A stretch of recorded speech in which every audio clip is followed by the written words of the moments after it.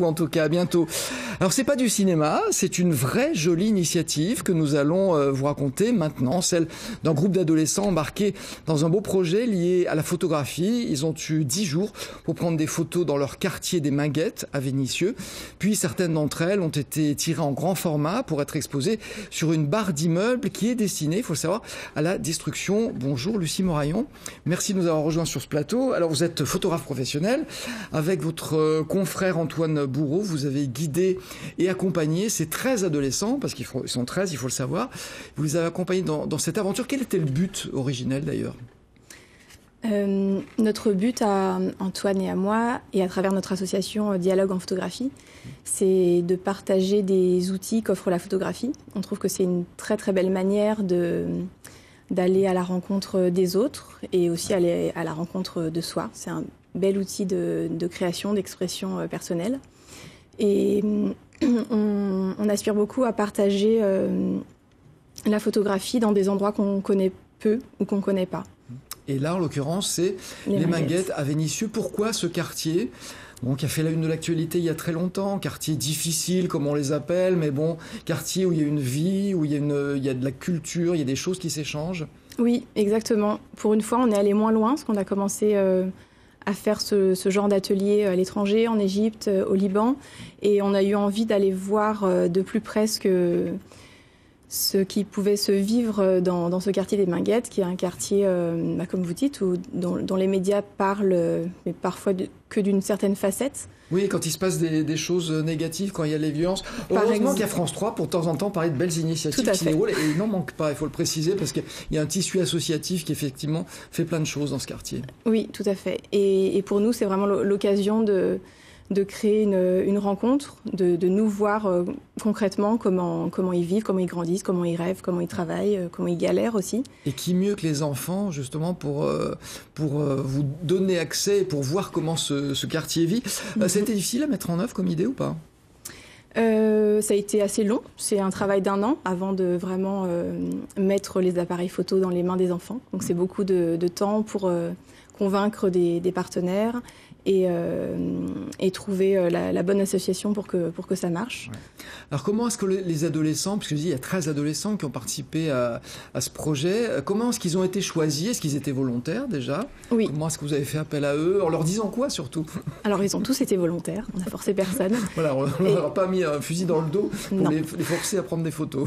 Non, ils ont été choisis, ou en tout cas ça leur a été proposé par l'intermédiaire du centre social Eugénie Coton, qui est implanté sur le plateau des Minguettes.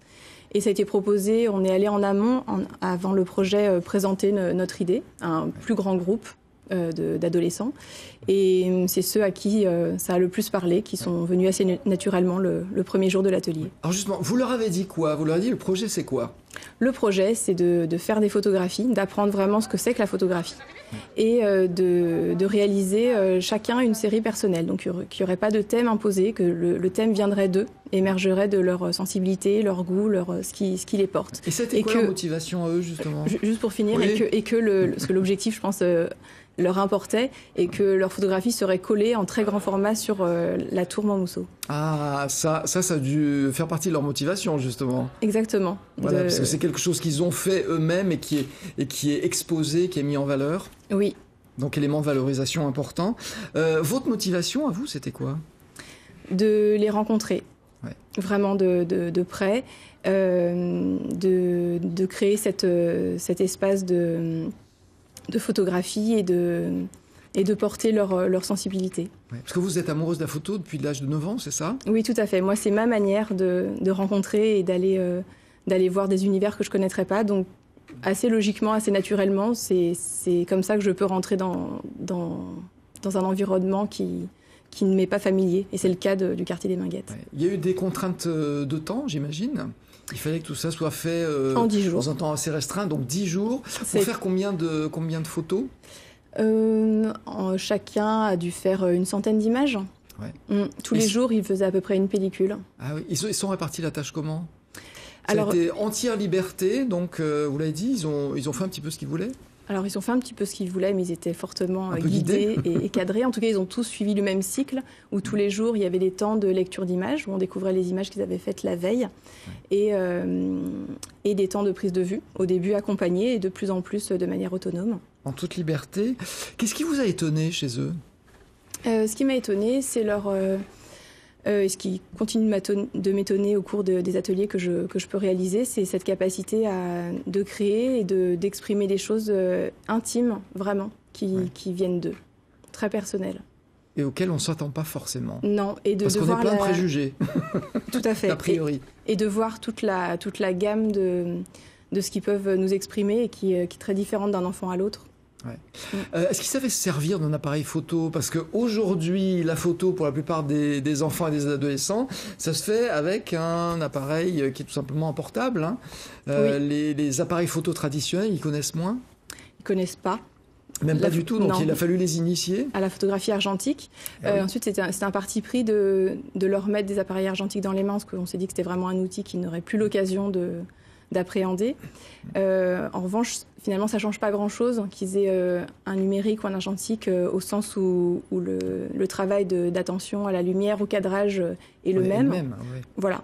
En revanche, ils ne connaissaient pas justement ce qu'est vraiment la photographie et pas ce qu'ils peuvent utiliser ou photographier de manière générale. Oui. C'est vrai qu'en plus avec les portables aujourd'hui on fait souvent des selfies, donc la photo c'est pour se mettre soi-même en valeur. Là en l'occurrence avec un appareil comme celui qu'ils avaient, on met les autres en valeur, on met un lieu en valeur, c'est une démarche qui est complètement différente. Oui, ou pas. Je pense qu'on peut faire autant de selfies avec ce genre d'appareil. Il faut avoir le bras un peu plus long, non ? Il n'y a pas les mêmes perches pour les Olga, mais non, je ne pense pas que ça tienne vraiment à l'outil en lui-même, le fait de faire des selfies ou autre chose. Le matériel argentique, et il y a quand même une grosse différence, c'est que la photo, on la voit pas tout de suite. Il y a un traitement qui s'effectue. On voit là ça, ce sont des négatifs, ou est-ce que je me trompe ? Oui, ce sont des négatifs. Est-ce que ce travail-là aussi, pour eux, ça voulait dire une initiation et une découverte ? Oui. Ils étaient très curieux de voir ce qui se passait entre le soir 18h et le lendemain matin 10h où ils voyaient les images arriver. Donc ils ont participé au développement. Et manipuler le révélateur, le bain d'arrêt, le fixateur et vu les négatifs qui sortent de la cuve de développement. Ouais, alors, 1 millier de photos réalisées, c'est ça ? En tout, oui. Et à l'arrivée, il devait y en avoir une centaine d'exposés. Alors là, c'est le moment le plus difficile, le plus cruel, c'est qu'il faut les sélectionner. Comment ça s'est passé ? Alors, il n'y a pas eu un moment, heureusement. Ça s'est fait vraiment tout au long des 10 jours, où à chaque matin, au moment de la séance de lecture d'images, on sélectionnait celles qui étaient qui prenaient le mieux leur place dans la série qu'ils avaient choisie, qui commençait vraiment à se construire. Et assez naturellement, il y a des images qui restent et des images qu'on met de côté, ou des images qui sont presque abouties, mais qu'il faut refaire.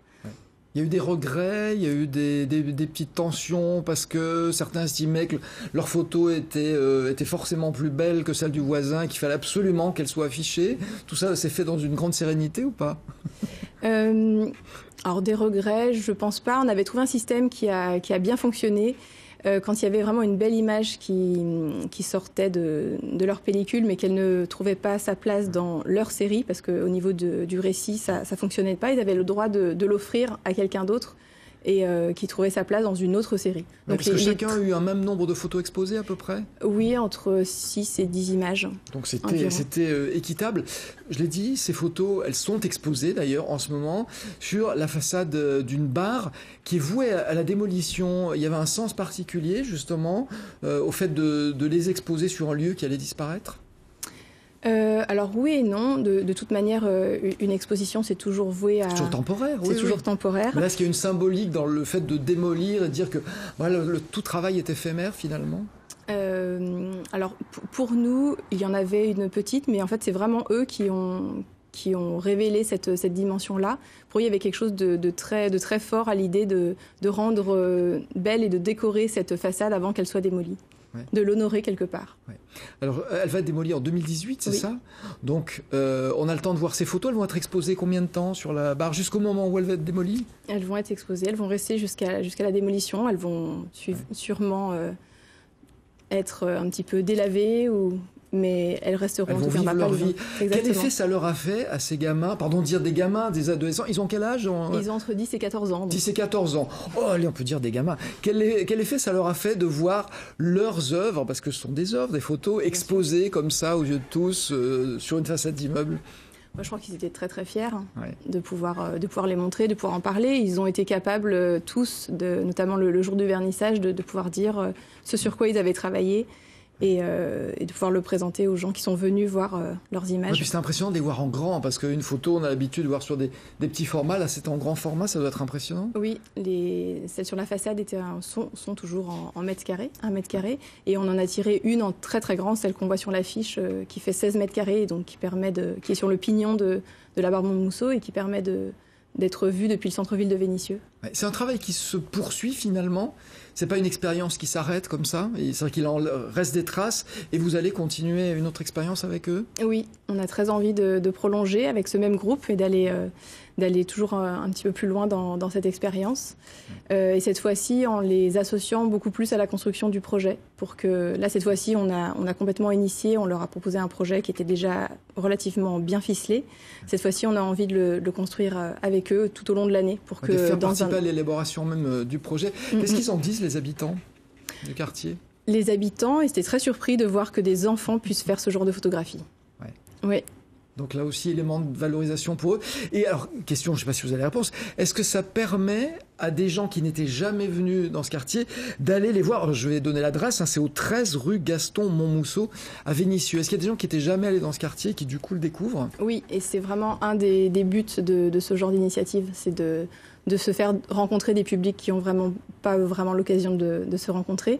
Et ça a été le cas pendant le vernissage. Depuis, on essaye de continuer à en parler beaucoup pour que des gens du centre-ville viennent voir ce travail. Et on aimerait aussi que cette exposition trouve sa place dans le centre-ville de Lyon. Bon, croisons les doigts pour vous. En tout cas, merci beaucoup, Lucie Moirion, d'être venue nous présenter cette belle initiative. Donc, je rappelle, 13 rue Gaston Monmousseau à Vénissieux. C'est une exposition sur une barre d'immeuble.